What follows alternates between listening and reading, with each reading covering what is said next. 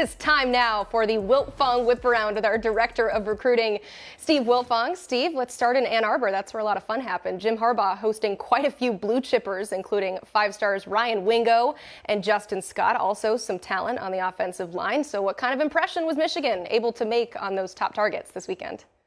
Yeah, Ryan Wingo, the number 2 receiver in the 24/7 Sports Player Rankings, tells me that Michigan's back on his radar for sure following this experience. Been a lot of Tennessee buzz. Georgia certainly has made a big impression on him, but this time getting back up to Ann Arbor, talking with some of the commits, talking with some of the players on the team, he got a chance to see how it really is up there. And I think that Michigan moved the needle. Now we'll see what happens moving forward if he gets back for a game in the fall. I think this recruitment is going to be a marathon. He's got upcoming trips to Texas and Missouri, Colorado, Texas A&M, some of the other contenders for Ryan Wingo, but impressed by Michigan this weekend. Justin Scott, 5-star defensive lineman, said it was a good visit, enjoyed himself, learning about the program, and his favorite part was hanging out with the players, and he likes Michigan's scheme. Now, I still like Miami for Justin Scott right now, heading into his official visit next weekend in Coral Gables. I think Georgia's also a player. Notre Dame's in there, but Michigan making an impression on Justin Scott. Now, I do think there's going to be a lot of success from this weekend for Michigan moving forward. They added Owen Waffle, a defensive lineman from New Jersey, to the number 2 ranked recruiting class in the country.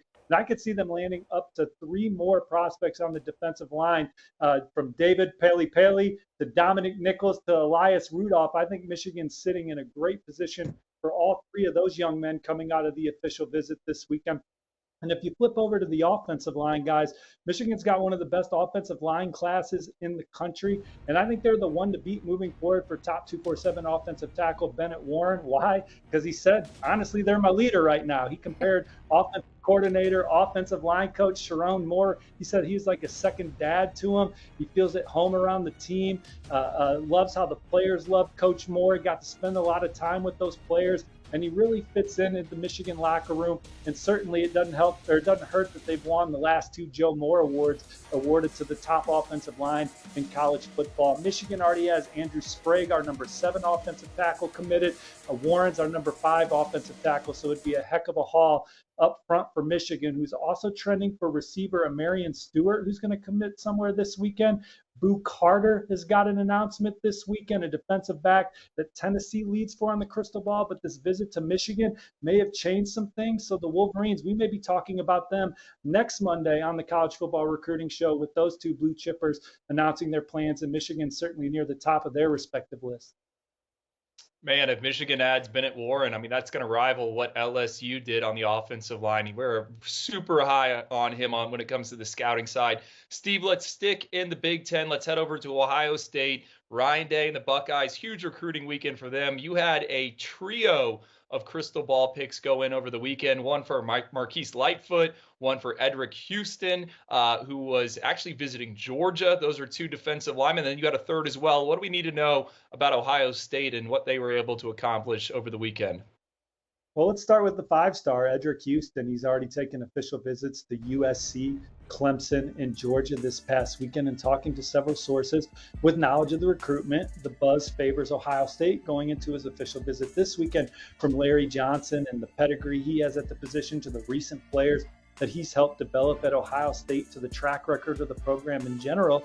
I think he's extremely excited about Ohio State going into the visit. Now, we'll see what happens as Georgia continues to bring in defensive linemen and figure out who they're pushing for, who they're not pushing for. But right now, I like where Ohio State stands with Edrick Houston going into his official visit. Now, Marquis Lightfoot and Jalen McClain, they took official visits to Ohio State this past weekend, and I think they're clearly the program to beat for both of them. Regarding Lightfoot, he certainly pointed to Coach Larry Johnson. He talked about everything from the history of the program to the academics, but just the one-on-one time with the strength coach and Coach Larry Johnson, I think, has put Ohio State in pole position. Now, we'll see if an official visit to Miami in a couple weeks changes that, but I like the Buckeyes there. And then with Jalen McClain, a safety out of the state of New Jersey, he really enjoyed his time with Coach Perry Eliano, talking ball with him, getting around the players. He thought he really fit in with those guys. And so I think he's one of the next guys I have marked to be in the fold for Ohio State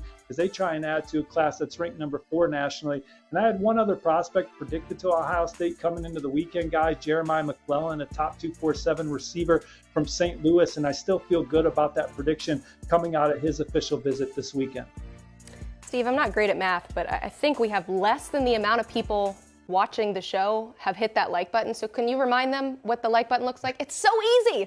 Go ahead and smash it. Steve's just dishing out crystal balls. The least you can do is hit that like button on the video. We got some more news, though. Notre Dame welcoming a few top prospects for official visits over the weekend, most notably the number 1 edge in the country in Elijah Rushing, a guy we've talked a lot about on this show, and the number 2 tight end, Carter Nelson. So how did this weekend affect Marcus Freeman's pursuit of both Rushing and Nelson? Well, Rushing told me that he had an outstanding time. He really liked the family atmosphere. He's got a great rapport with Al Washington, one of the top recruiters in the country. And he said Coach Marcus Freeman's always cool. I think Notre Dame's been one of the front runners in this process from the beginning. They've gotten him to campus a couple times. Oregon is a school that I'm really keeping an eye on for Elijah Rushing moving forward as well. And then Carter Nelson. Georgia's had a lot of recent momentum for him. But Notre Dame's been in the mix for a while, getting them to campus here. The family atmosphere and the coaching staff really impressed the family. The small student body, the highly demanding academics is something that is a positive for the Nelson camp. And just the tradition and history at Notre Dame, I think they really felt that aura when they were on Notre Dame's campus this weekend. He's got upcoming trips to Penn State and Nebraska, but I think Notre Dame has given Georgia a run for its money coming out of this visit. And then Andrew, I know you love top 247 linebacker Bradley Shaw. He's our number 5 player in the country at the position. He took his official to Notre Dame this week, and I think the Irish are the one to beat for Bradley Shaw coming out of it. They got to hold off programs like Auburn and Georgia moving forward. I do love me some Bradley Shaw. I think that'd be a massive win for Marcus Freeman. You talk about Notre Dame taking that next step, right? Getting that prospect that they normally can't get. If they get Bradley Shaw, I think he's a difference maker potentially in the middle. Steve, Miami, they're looking for their second straight top 10 recruiting class after an epic haul in 2023.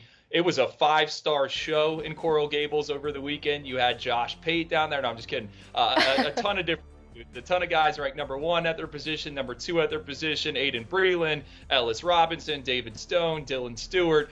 Just where do things stand with their top targets coming out of that big recruiting weekend? Well, I'm excited to get your scouting report on our guy Pate, who was catching passes from Tyler Van Dyke inside their football facility there. But look, Miami, they signed the best offensive line class in the country last year. They're on a mission to sign the best defensive line class in the country this year. As I said earlier, I like where they stand with Justin Scott, who's visiting this weekend. And I think they might land a few of these guys that were in Coral Gables this weekend. The guy that I'm pointing to first is Dylan Stewart. I think that Miami is trending heavy there right now for him as he's visited a couple times this calendar year. Heard it's a great official visit. I know he loves Coach Jason Taylor and his track record as a player and as a man. And that's where he's really resonating with a lot of these visitors, Jason Taylor is. But Miami on the uptick with Stewart. You still got Georgia in there. You got South Carolina in there. Tennessee's a dark horse. Ohio State hanging around. But I like Miami for Dylan Stewart.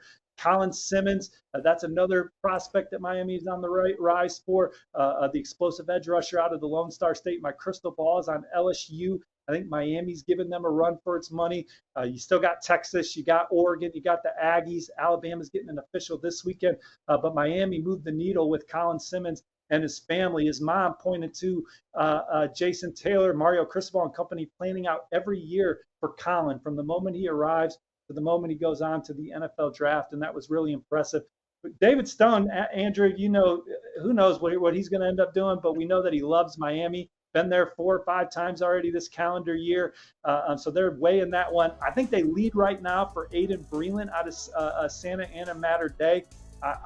We'll see if they can hold on to that lead. And then LJ McCray, they're battling Florida. They're battling Florida State. Georgia's getting a visit this weekend. Auburn's in there. He's one of the most coveted in-state defensive linemen for Miami, and they're certainly in the mix there. And then our colleague, Blair Angulo, Emily, your co-host, him and I, we crystal balled Elijah Lofton, a tight end from Las Vegas Bishop Foreman to Miami. And that's something that, maybe he's the next one in the fold, the top 247 recruit that could be a dynamic player for them at the tight end position. Kevin Riley's another visitor this coming weekend that I think Miami's in great shape for, a top 247 running back alongside Justin Scott. Lots of talent in Miami. We'll see if those commitments follow. Steve, we're going to pivot here because we have a lot of Oklahoma fans in the chat. Understandably, their quarterback, Jackson Arnold, is about to join the show to talk about Elite 11. But we've got a question here from Cam.